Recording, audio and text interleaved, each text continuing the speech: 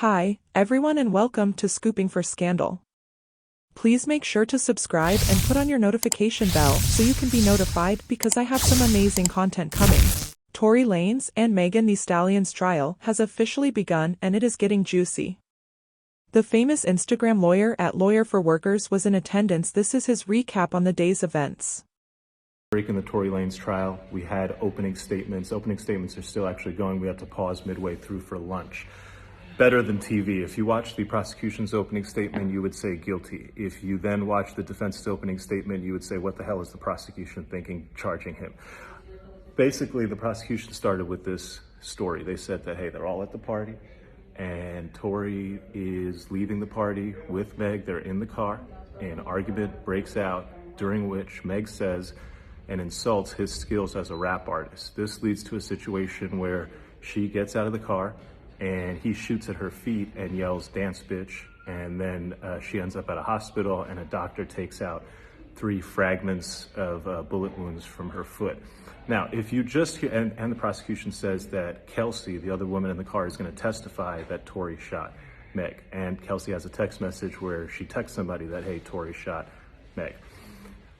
And then the rest of the prosecution's case is based on all these calls and texts where Tory's like, oh, I'm so sorry, oh, I'm so drunk. He never says that I shot him. He's like, oh, I'm just so sorry, I'm so drunk. So question what he's apologizing for. So that's the prosecution's case. Seems pretty easy. Then the defense comes up, and man, it gets spicy. First, the defense goes, they're not telling you about half of what's going on. The most important thing they're not telling you about an eyewitness who saw 2 women fighting, Kelsey and Meg. And so let's talk about why them 2 are fighting. Let's talk about how she was in the front seat. The gun was caught in the front seat. Let's talk about how she might have gunpowder. She does have gunpowder. Let's talk about how this has nothing to do with the fight between Tory and Meg and everything to do with the fight between Meg and Kelsey. And then the defense starts dropping the bombs. He basically says this, that they're in the car. Yeah, they left. But do you know why they left? They left because Kylie and Tory were in the pool together. And Kelsey and Meg both felt some type of way about that, to the point that Meg felt really some type of way about that. And she was really trying to go, to the point that eventually, because of how Meg is acting, this is according to the defense, Kylie Jenner goes to Meg Thee Stallion and says, it's time for you to leave. They all leave. The defense's point is what happens in the car is this. Tory questions Kelsey, hey Kelsey, why are you backing up Meg for me trying to, get it on with Kylie Jenner? Meg has been snaking men from you your whole life. I hooked up with you, Kelsey, and then Meg went behind your back and hooked up with me. And Kelsey, this is not the first time. You had been hooking up with Ben Simmons. Meg went behind your back and hooked up with Ben Simmons. You had been hooking up with DaBaby. Meg went behind your back and hooked up with DaBaby. And so the defense starts dropping all these grenades. The crowd is captivated. The jury's like, oh, what's going on? And there's every reason to believe that there could have been a fight here, not between Tory and Meg, but between Meg and Kelsey. And the shooting could have not been Tory. It could have been done by any one of the other people in that car. What does all of this mean? Well, I'll tell you a couple things. First, Corey Gamble, Kris Jenner's husband, is going to testify, so this will continue to be must-see TV. 2, the judge is terrific. I expect a very fair trial. The lawyers on the defense side are terrific. I don't know what the government lawyer was doing, giving an opening presentation that made it seem like the most open and shut case ever, when in fact there are huge questions, including an eyewitness who saw 2 women fighting, suggesting that you have to explain that theory to the jury, and you didn't. So I don't love the prosecution's opening in that regard. All right, we're back with the rest of the update in Tory Lanez. So we are taking our afternoon break. There's going to be more testimony at the end of the day, but right now, let me catch you up on what's happened since lunch. The defense continued and concluded their opening statement. They confirmed that their theory of the case is going to be that Kelsey was the shooter, Tory was just trying to break up the fight.